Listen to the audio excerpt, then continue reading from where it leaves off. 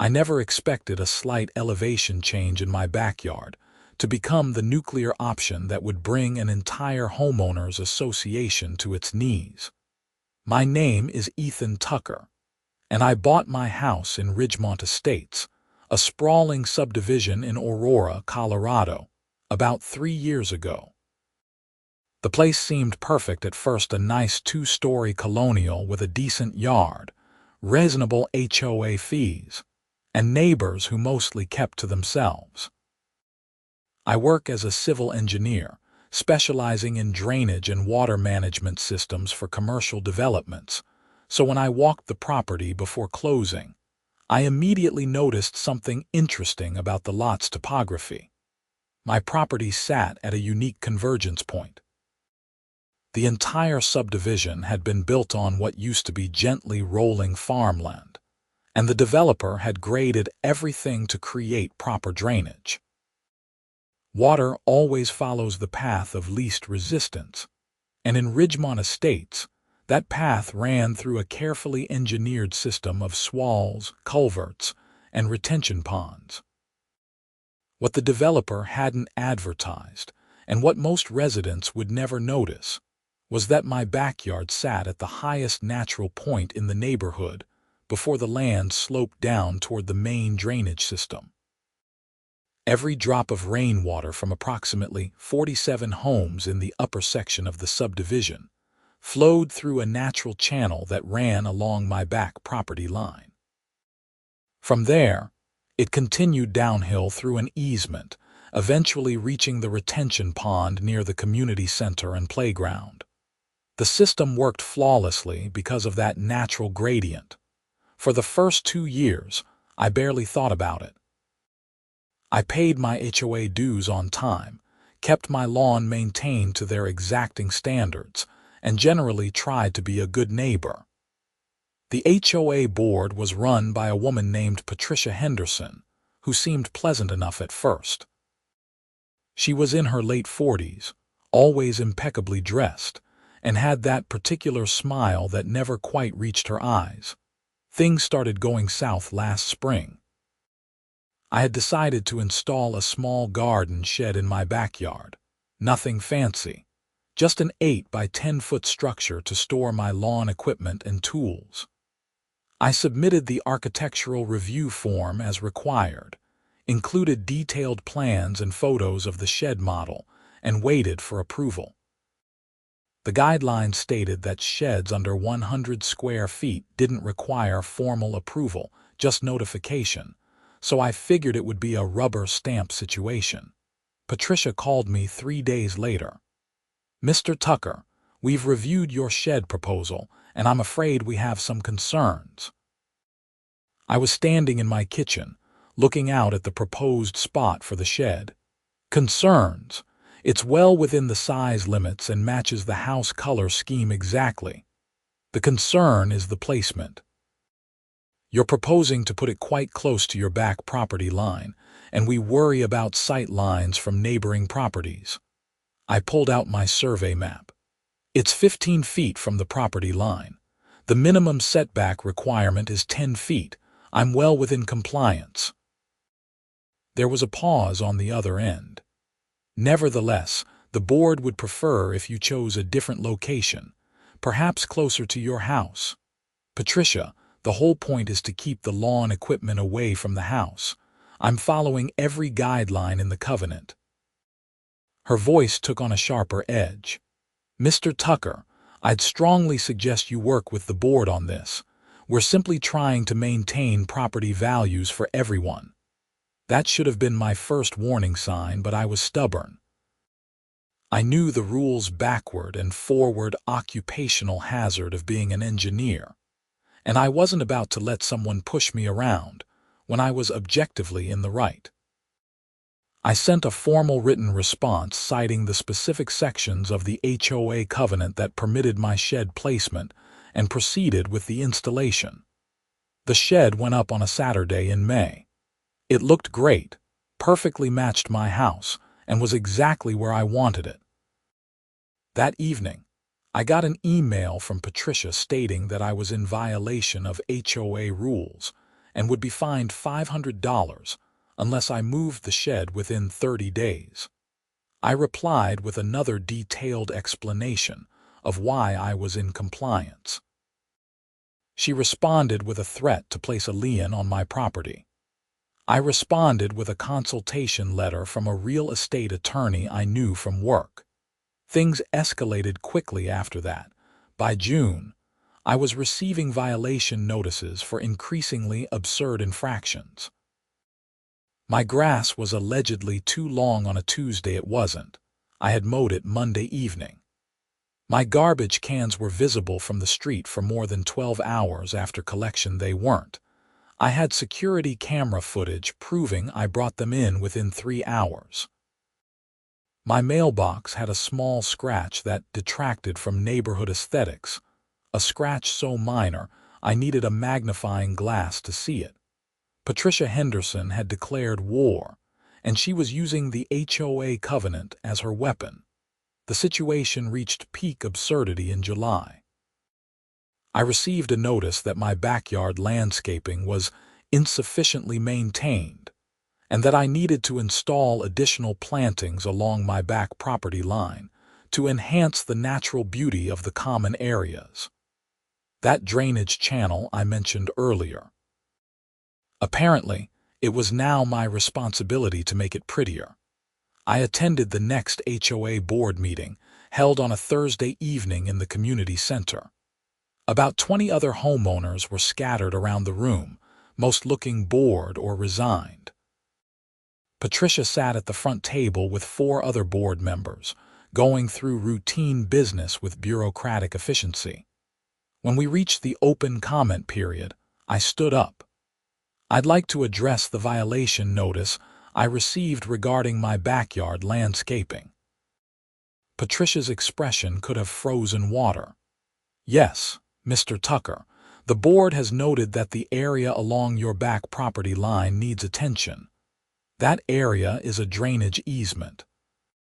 According to county regulations and our own HOA documents, property owners aren't supposed to plant anything substantial in drainage easements because it can interfere with water flow.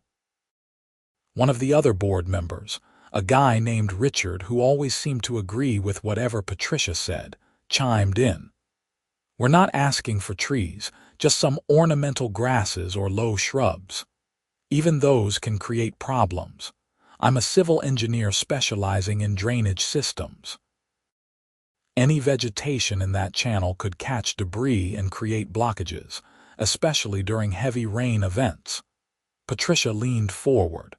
Mr. Tucker, are you suggesting you know better than the entire board about what's best for this community on this specific technical issue?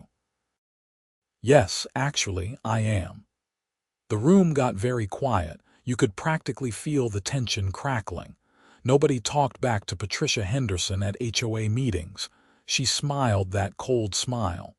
The violation stands.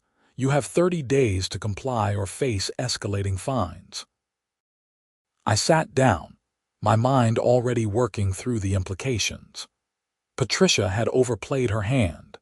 She was so focused on punishing me for the shed dispute that she was now demanding I do something that violated actual county drainage regulations. If I complied and it caused flooding problems, I could be held liable.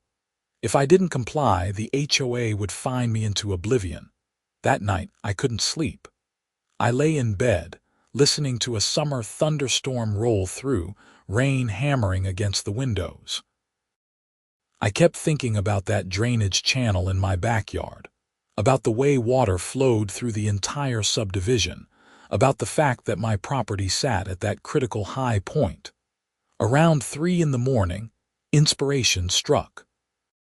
I spent the entire next day reviewing property surveys, county drainage maps, and every document related to Ridgemont Estates development. What I discovered was fascinating. The original developer had retained an easement for that drainage channel, true, but the easement only applied to the channel itself, not to my actual yard. The natural topography meant that water flowed through a depression that was entirely on my property before it reached the easement area on neighboring lots downhill. More importantly, I found something buried in the county land use records. When the subdivision was approved, the developer had been required to maintain certain drainage patterns based on the natural watershed. However, those requirements applied to the developer and the HOA as an entity, not to individual property owners. As long as I didn't block the easement itself or cause water to flow onto neighboring properties in an unnatural manner, I was legally entitled to manage drainage on my own lot however I saw fit. An idea began forming. It was audacious, possibly insane, but it would be completely legal. I spent the next week doing careful survey work in my backyard, taking elevation measurements and mapping out exactly how water moved during rain events. The natural channel was about 18 inches deep and 3 feet wide, running along my back property line. During heavy rains, it could carry a substantial flow, maybe 200 gallons per minute. The key insight was this: my yard was elevated about 3 feet higher than the surrounding properties on all sides. If I constructed a berm along the back edge of my property, still technically on my land and not in the easement, I could redirect water away from its current path. The water would then have to find a new route downhill, and given the topography, that route would take it back through the HOA common areas in a completely different pattern. I consulted with my attorney friend, Mark, over drinks at a sports bar in downtown Aurora. He listened to my plan while nursing a beer and occasionally shaking his head in disbelief. "Ethan, this is either brilliant or completely crazy. Can they stop me?" He thought about it. "Based on what you've shown me, no. You're not violating any easements, not blocking any county drainage infrastructure, and not causing water to flow onto neighboring properties unnaturally. The fact that you're changing how it flows through HOA common areas, that's their problem to manage. And if they try to sue, you'd win. But it would be expensive and nasty." He paused. "How much do you hate this woman?" I thought about the past 3 months of harassment, the constant violation notices, the threats, the way Patricia had turned my home into a source of stress instead of peace. "Enough to build a berm." Mark laughed. "Then you're going to need detailed documentation of everything. Photos, surveys, engineering calculations, expert opinions, the works. If you're going to do this, do it right." Over the next 3 weeks, I prepared. I hired a professional surveyor to create detailed topographic maps. I drafted engineering drawings showing the existing drainage pattern and the proposed changes. I even ran computer simulations of water flow during various storm intensities. Everything confirmed my hypothesis. A properly designed berm on my property would redirect the entire upper subdivision's runoff back through the HOA common areas. The fine for not adding landscaping to my insufficiently maintained backyard arrived in mid-August. $500, with a promise of additional fines if I didn't comply within 2 weeks. I paid it without comment and immediately filed an appeal with the board, knowing it would be rejected but wanting everything on record. On a Saturday in late August, I rented a small excavator and had 2 dump trucks of filled dirt delivered. My neighbors on both sides came over, curious about what I was doing. Tom, who lived to my right, was a retired accountant. "Building something, Ethan. Just doing some landscaping. Improving drainage in my yard. That's quite a bit of dirt. I'm thorough." I showed him my survey maps and engineering drawings. Everything's been professionally designed and surveyed, all well within my property lines. He studied the documents, not really understanding them but seeing official-looking stamps and signatures. "As long as it doesn't affect my property." "It won't, I guarantee it. And I meant it. The water wouldn't flow onto his land at all. The berm took 2 full days to construct. I built it along the back edge of my property, a gentle rise about 4 feet high and 10 feet wide at the base, carefully graded and compacted. It was positioned so that it blocked the natural channel where water had been flowing for decades. Instead of continuing down through the subdivision's engineered drainage system, water hitting my property line would now be turned back, forced to flow along the contour of the land. Following the topography, that water would flow west along my property line, then curve back through the HOA common area behind the next street over, creating a new stream that would meander through the community green space before eventually finding its way to the retention pond through a much longer, indirect route. I seeded the berm with grass and covered it with erosion control blanket. It looked natural, like it had always been there, just a gentle rise separating my yard from the area beyond. Standing back to admire the work on Sunday evening, I felt a mixture of satisfaction and apprehension.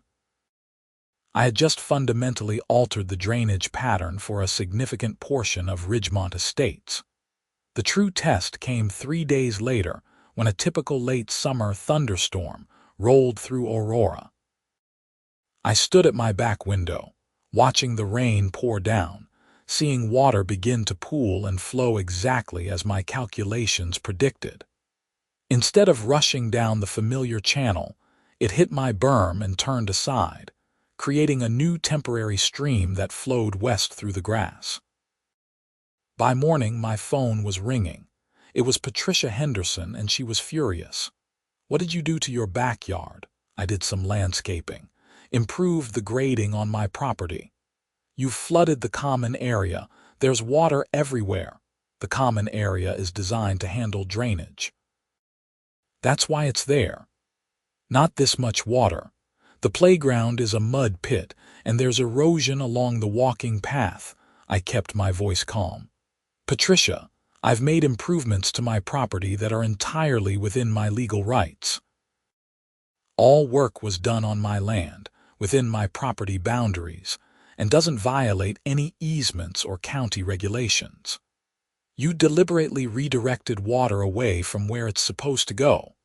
I directed water across my own property in a manner I deemed appropriate. Where it goes after leaving my property is outside my control and frankly outside my responsibility. She was nearly shouting now. "This is vandalism, sabotage.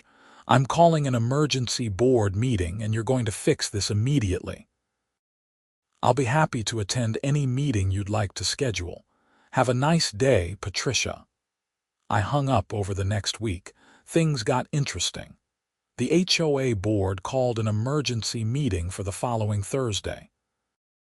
Meanwhile, another rainstorm came through, and the temporary stream through the common area deepened into a real channel. Mud flowed onto the walking path, and water pooled near the playground equipment. Parents complained about their children tracking mud everywhere.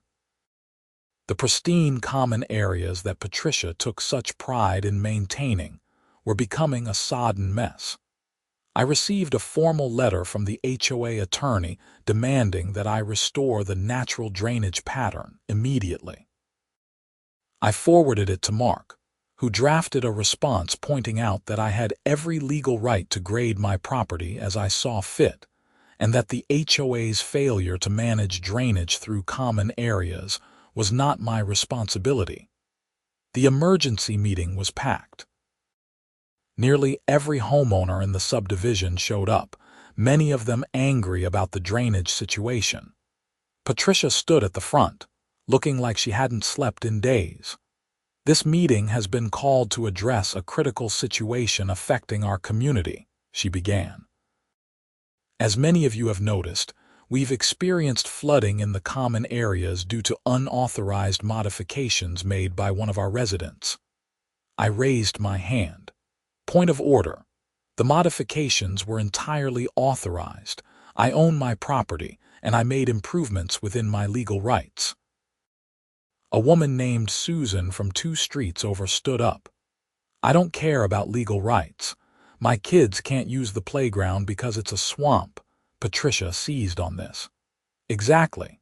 Mr. Tucker's selfish actions have damaged community property and diminished everyone's quality of life." I stood, holding a thick folder of documents. "May I address the board?" Patricia looked like she wanted to refuse but couldn't without appearing petty. "Fine. 5 minutes." I walked to the front and faced the room. 3 months ago, I installed a shed in my backyard in full compliance with HOA rules. Since then, I've been subjected to constant harassment through spurious violation notices and arbitrary fines. When I defended myself using the actual covenant language, the board responded by demanding I plant vegetation in a drainage easement, which would violate county regulations. I pulled out photos and passed them around. These show the violation notices I've received, too many to list individually. Each one I've appealed with evidence showing I was in compliance, and each appeal was rejected without explanation. Tom, my neighbor, spoke up. "I can confirm Ethan's never violated any actual rules. I see his property every day." Patricia's face was reddening. "This isn't about past disputes. This is about the damage being done right now." "The damage," I continued, "is being done to HOA common areas, which the HOA is responsible for maintaining. Let me explain what actually happened." I unfolded a large topographic map and pinned it to the wall. "This is Ridgemont Estates. My property is here, at the natural high point. For years, water from the upper subdivision has flowed through a channel along my property line, then continued downhill through this engineered route." I traced the path with my finger. "What most people don't realize is that this channel crosses my property before entering the easement area. I recently constructed a berm, entirely on my property, to improve my yard's drainage. This redirected water to flow through HOA common areas instead, which is entirely legal." A man named Derek, who I recognized from the gym, raised his hand. "So you deliberately caused this flooding?" "I directed drainage on my property in a lawful manner. The HOA common areas are supposed to handle drainage. That's literally what they're for: stormwater management and open space. The fact that the HOA never planned for water to flow through those areas is a failure of HOA planning, not my problem." Patricia slammed her hand on the table. "This is ridiculous. You can't just change drainage patterns that have existed for years." "Actually, I can. I consulted with attorneys and county officials. The original developer's drainage plan was never recorded as a permanent easement across my specific property. I have every right to manage water on my land as I see fit, as long as I don't cause it to flow onto neighboring residential properties in an unnatural manner. Common areas are explicitly designed to handle water. No individual property is being harmed." Richard, the board member who always backed Patricia, spoke up. "We'll sue you. This is causing thousands in damage." I smiled. "Go ahead. I have professional surveys, engineering studies, legal opinions, and complete documentation. I'll win, and you'll waste the HOA's money on legal fees. Or—" I paused for effect. "The board could stop harassing me over frivolous violations, withdraw all pending fines, and we could discuss a reasonable solution." The room erupted in cross-talk. Some people were angry at me, but I noticed a growing number who seemed angry at Patricia. A woman named Jennifer, who lived near the affected common area, stood up. "Wait a minute. Patricia, you've been fining Ethan for months over nothing." "Not nothing. Legitimate violations. I've lived here for 8 years, Jennifer interrupted. "I've seen you go after people before. Last year, it was the Martinez family over their garden gnomes. Before that, it was the Johnsons over their porch lights. You use violations as a power trip. Other voices joined in, people sharing their own stories of arbitrary enforcement and selective rule interpretation. I watched Patricia's control of the room crumble in real time. This was the problem with petty tyrants eventually. They accumulate enough enemies that someone calling them out creates an avalanche. Tom stood up. I move that we table any action against Ethan Tucker until we can have the entire board's enforcement practices reviewed by an independent party. Second, called Jennifer. Patricia tried to regain control. That's not necessary. We just need Mr. Tucker to all in favor, Tom called out. A majority of hands went up. Patricia looked stunned. The meeting dissolved into chaos after that, with various groups arguing about HOA policies, enforcement practices, and whether the board needed to be recalled. I gathered my documents and quietly left, feeling like I'd lit a fuse but not knowing exactly when the explosion would come. The next morning I got a call from Richard. His tone was considerably more conciliatory than at the meeting. "Ethan, look, I think we all got a bit heated last night. Maybe we can work something out. I'm listening. What would it take for you to restore the original drainage pattern? I'd been expecting this. First, all violation notices against me are withdrawn and any fines refunded. Second, Patricia Henderson is removed from any enforcement authority. Third, the board agrees to follow its own rules consistently and fairly for all residents." He sighed. "That's a tall order. Then enjoy your new creek. I'm comfortable with the current situation. The HOA will have to spend thousands fixing the common area, reinforcing the drainage path, maybe installing a proper culvert system. Sounds like a good use of HOA dues. Better than spending it on legal fees trying to bully residents." He hung up without another word. Over the next 2 weeks, several things happened. First, a civil engineering firm hired by the HOA came out to assess the situation and confirm what I'd already told them. My berm was legal, and the water was now flowing through common areas that were, technically, supposed to handle drainage.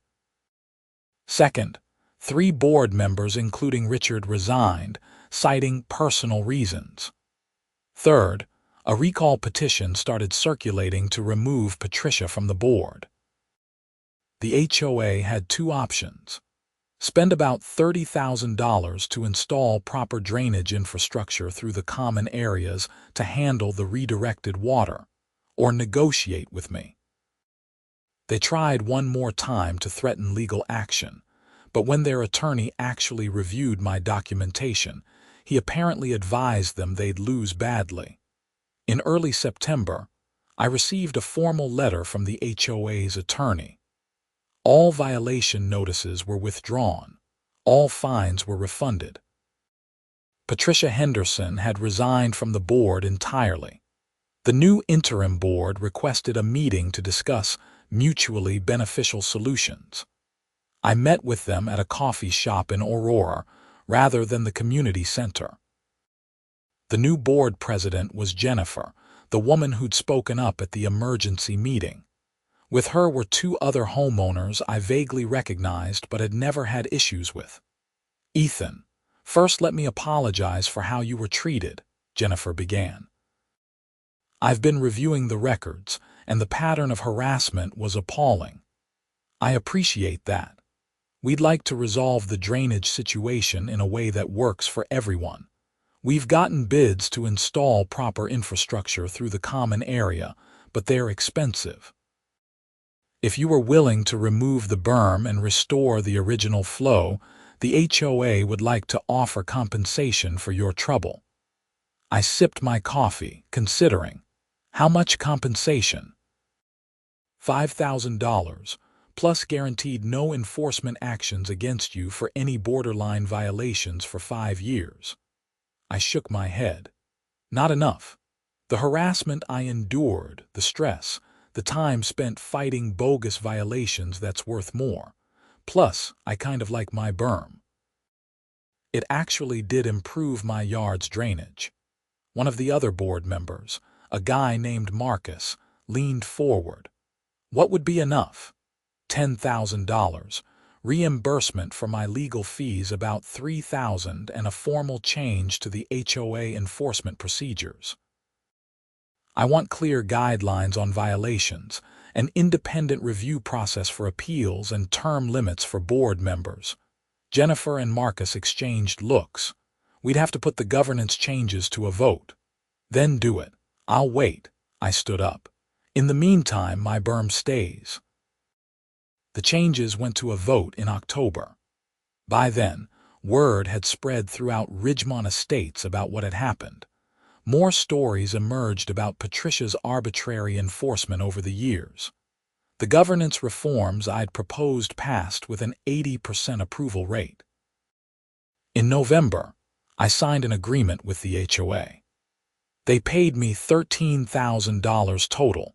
I agreed to remove the berm, and the subdivision amended its governing documents to include better oversight of board actions. I used some of the money to hire a landscaping company to professionally restore the original drainage channel, even improving it with river rock and native plantings that actually enhanced water flow while looking attractive. Patricia Henderson moved out of Ridgemont Estates in December. I heard through the neighborhood grapevine that she'd bought a condo in Denver where she wouldn't have to deal with HOA politics. The irony wasn't lost on anyone. By January, everything was back to normal, except the subdivision had better governance, more engaged homeowners, and a board that actually followed its own rules. My shed remained exactly where I'd originally placed it, never to be questioned again. Standing in my backyard one evening in late January, I watched water flowing smoothly through the restored channel during a winter rain. The whole ordeal had been exhausting, expensive, and stressful. But sometimes you have to fight back against petty tyrants, and sometimes the fight requires you to think like an engineer. I controlled the water runoff path through the entire HOA.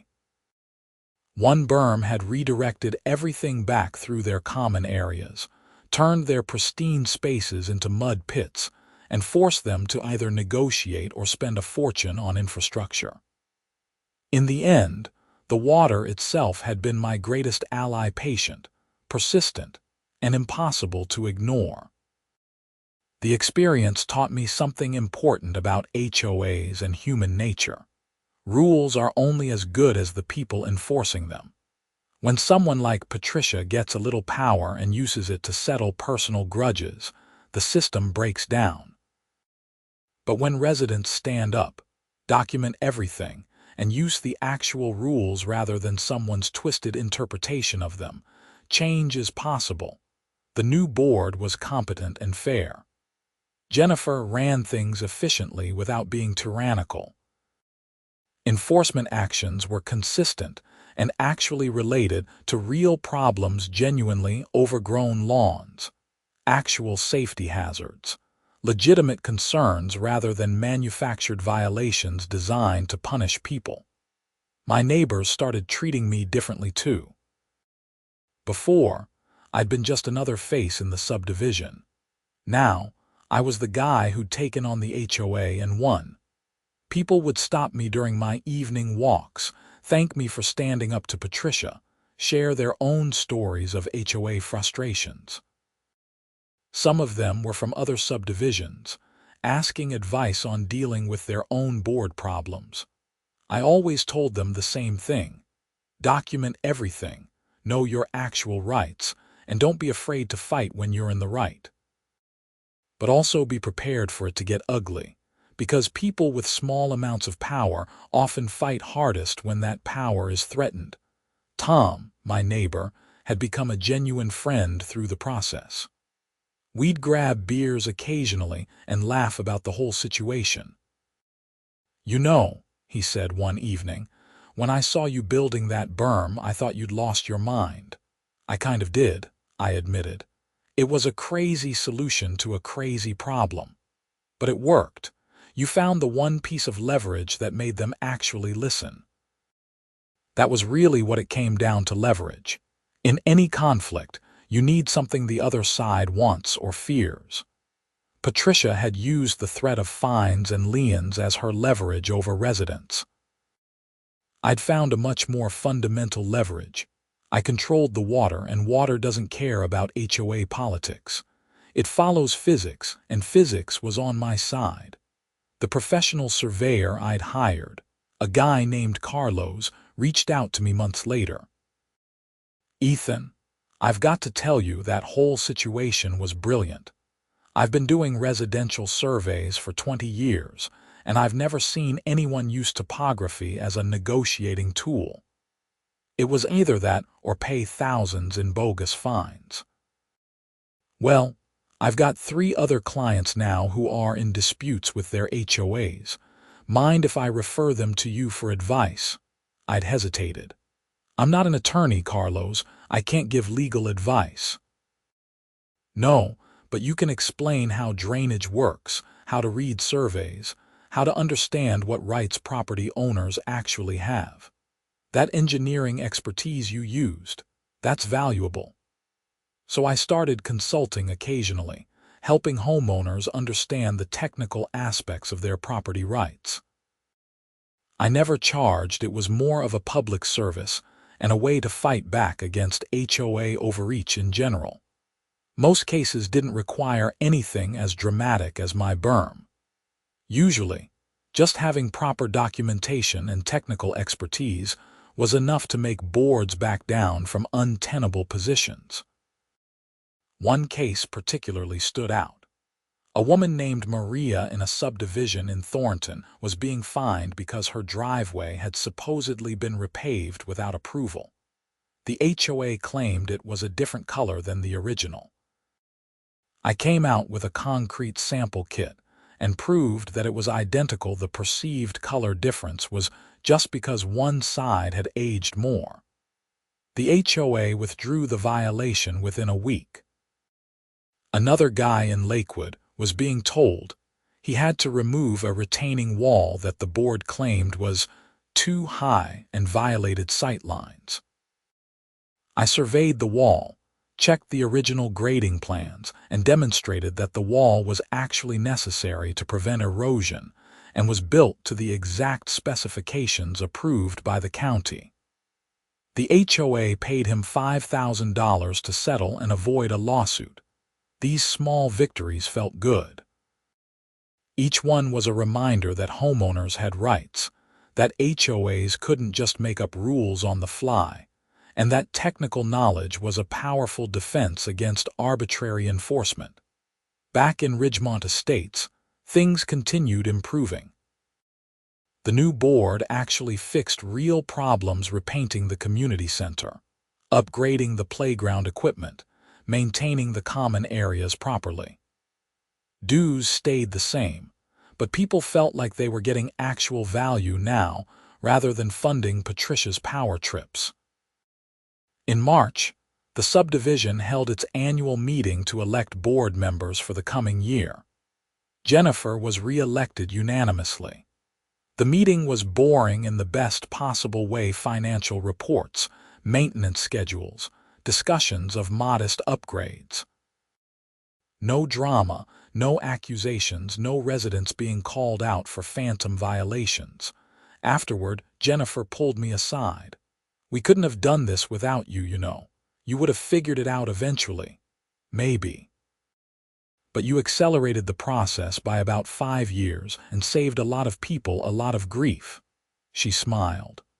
"Though I've got to admit, building that berm was the most aggressive passive response to an HOA dispute I've ever seen." "It was aggressive, I corrected. "There was nothing passive about it," she laughed. "Fair point.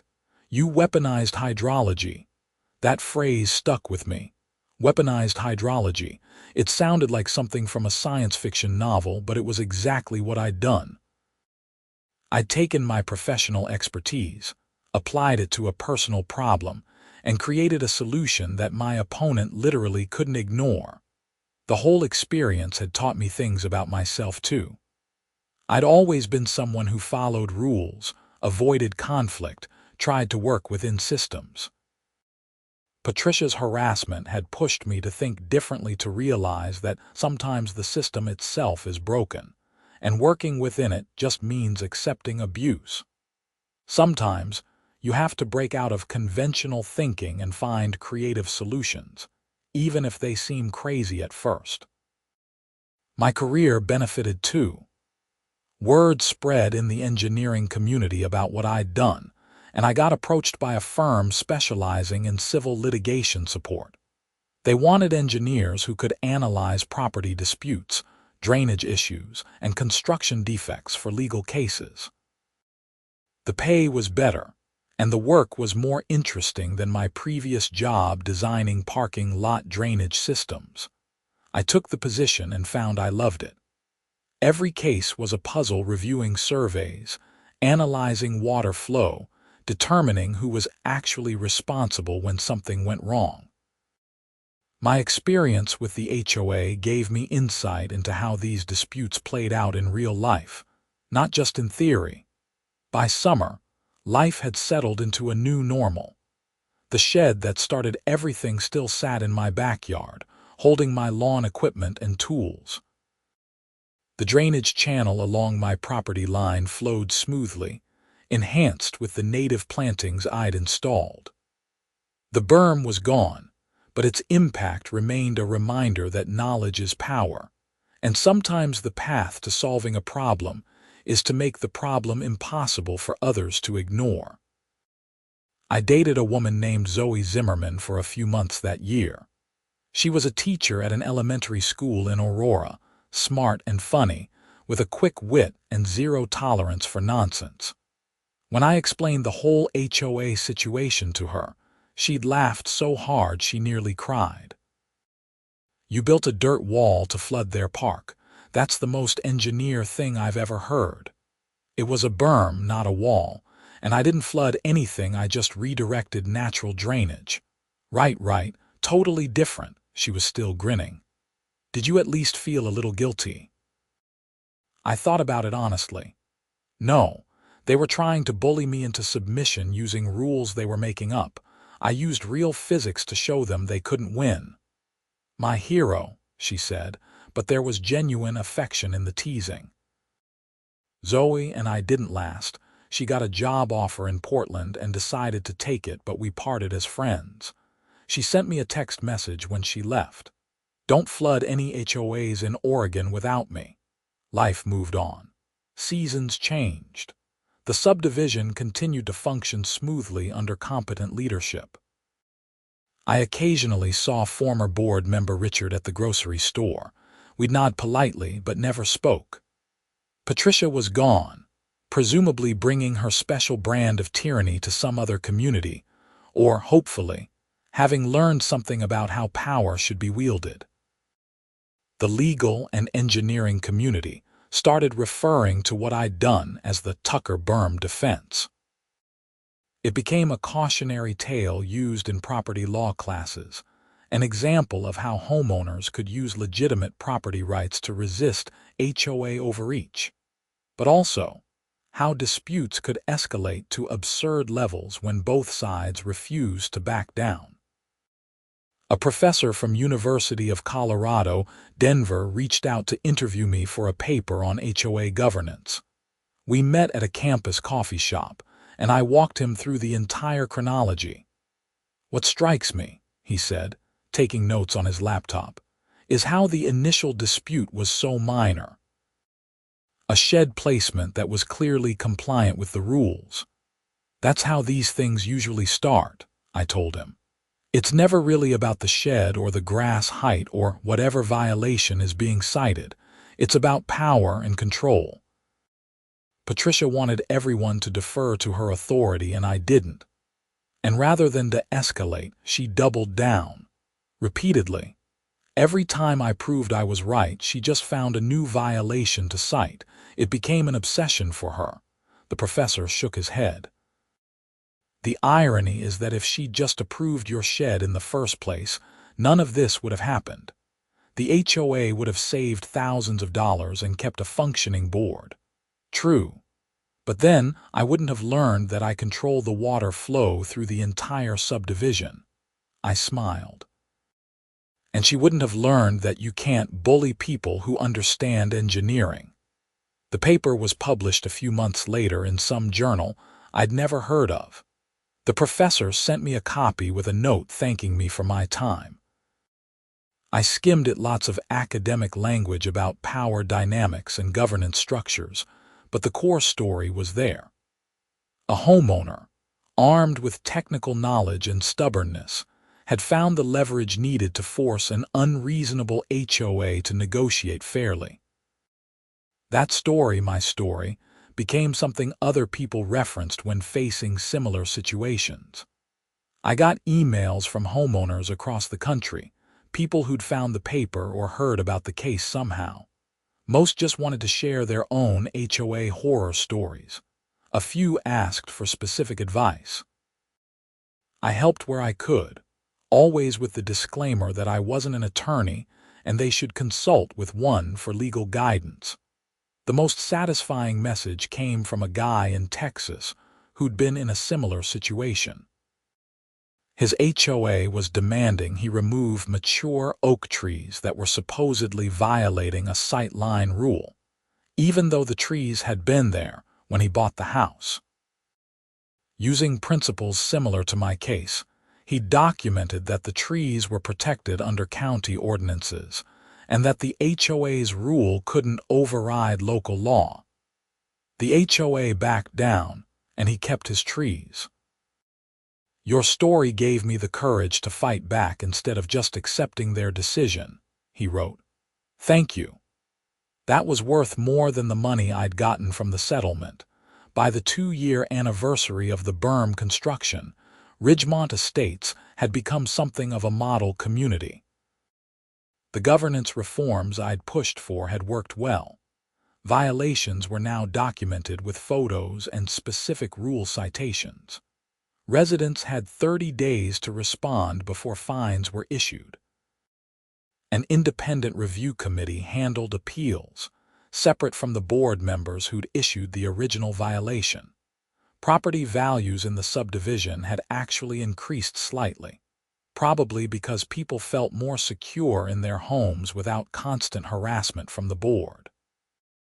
The community spaces were well maintained, social events were better attended, and there was a general sense that the HOA was actually serving its intended purpose, maintaining common areas and handling collective needs, rather than being a tool for petty tyrants. I even joined the architectural review committee, bringing my engineering expertise to help evaluate requests for additions, renovations, and modifications. It was volunteer work, but satisfying. I made sure residents were treated fairly, that rules were applied consistently, and that technical concerns were addressed properly rather than dismissed. One afternoon, reviewing a request for a new deck, I realized I'd become part of the system I'd fought against, but it was different now. We weren't looking for reasons to say no, we were helping people understand requirements, suggesting modifications that would meet both the homeowner's needs and legitimate community standards, approving things that met the criteria. This was what an HOA was supposed to be. Not a weapon, but a tool.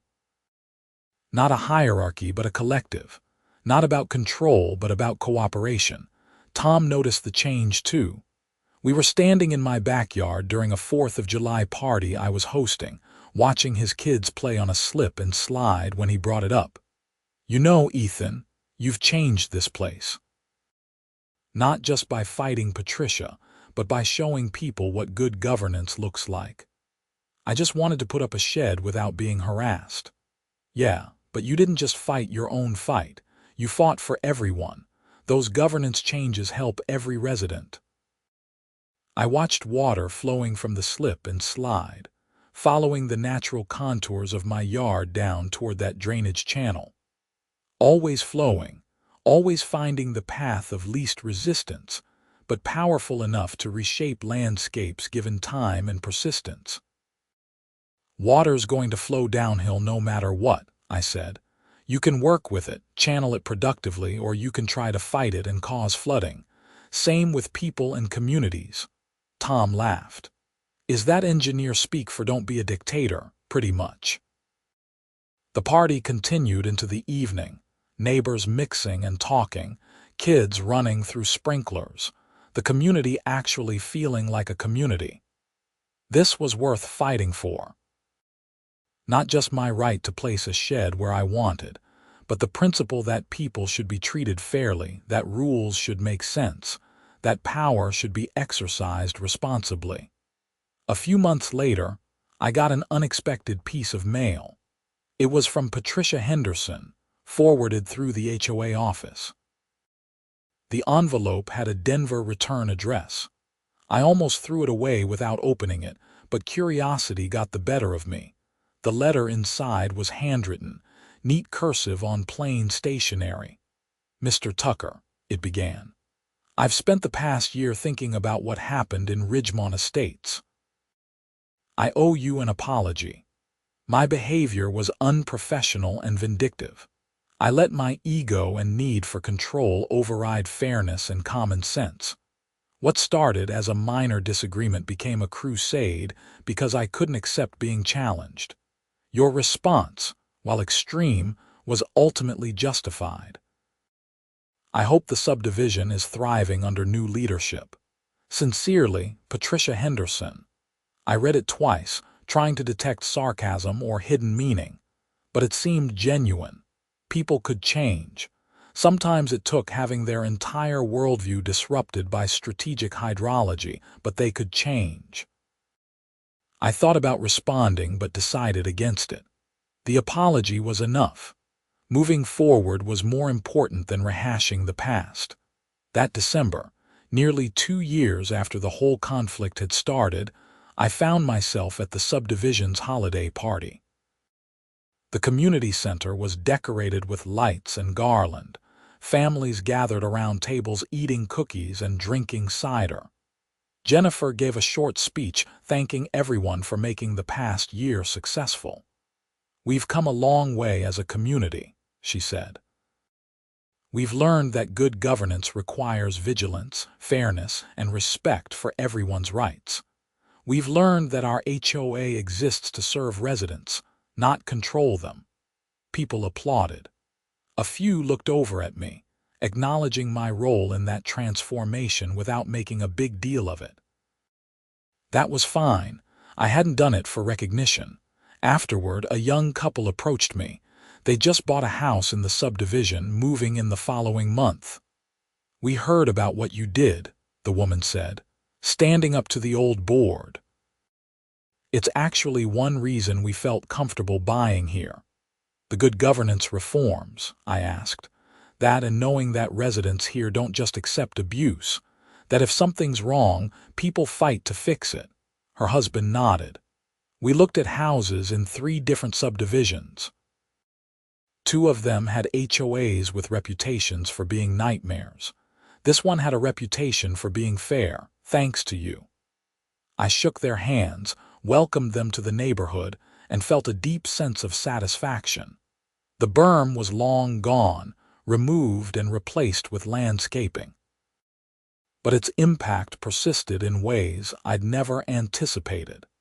It hadn't just changed drainage patterns temporarily, it had changed the community's culture permanently. That night, driving home from the party, I passed the spot where the temporary stream had flowed through the common area during those weeks when my berm was in place. The grass had grown back, the erosion had been repaired, and there was no visible sign that hundreds of gallons per minute had ever flowed through there. But I knew, under the right conditions, with the right topography, water could still be convinced to take that path. I parked in my driveway, walked around to the backyard, and stood looking at the gentle rise and fall of the land in the moonlight. The shed stood in its original spot, exactly where I'd wanted it, a silent monument to the principle that following the rules should be enough to protect your rights. In the distance, I could hear the trickle of water through the drainage channel, that eternal sound of water finding its way downhill, patient and persistent and unstoppable. Just like the truth, just like justice. Just like homeowners who refuse to be pushed around by petty tyrants with clipboards and manufactured violations. I went inside, made myself coffee, and sat at my kitchen table reviewing a case file for another property dispute, another technical question that needed an engineer's perspective. This one involved a retaining wall and a dispute over whether it encroached on an easement. I made notes, took measurements from the survey documents, and prepared my analysis. The work was good. The outcome of my HOA battle had opened doors I hadn't expected. But more than that, it had taught me that expertise isn't just about knowing things, it's about applying knowledge to solve real problems, defend real people, and push back against systems that stop serving their intended purpose. My phone buzzed with a text from Tom. "Thanks again for hosting. Great party. By the way, saw someone measuring something in your yard last week. HOA nonsense again," I smiled and texted back. "Just the water company checking the meter. We're good." And we were good. Ridgemont Estates had learned its lesson. I'd learned mine too, that sometimes the quiet guy who just wants to put up a shed and be left alone is exactly the wrong person to mess with, especially if he understands civil engineering and has nothing to lose but violation fines that were bogus in the first place. The berm was gone, but the message remained. Respect homeowners' rights, follow your own rules, and never underestimate someone who controls the water flow through your entire subdivision. One berm had redirected everything back, and in doing so, had redirected the entire trajectory of a community. That was worth more than any shed, any principle, any fight. It was proof that standing up for what's right, even when it seems crazy or extreme, can create lasting change that helps everyone. I finished my coffee, turned off the lights, and went to bed. Tomorrow would bring new challenges, new cases, new problems to solve. But tonight, I slept well, knowing that water would keep flowing downhill, grass would keep growing, and somewhere in Aurora, Colorado, there was one HOA that would never forget the day an engineer decided to fight back with physics.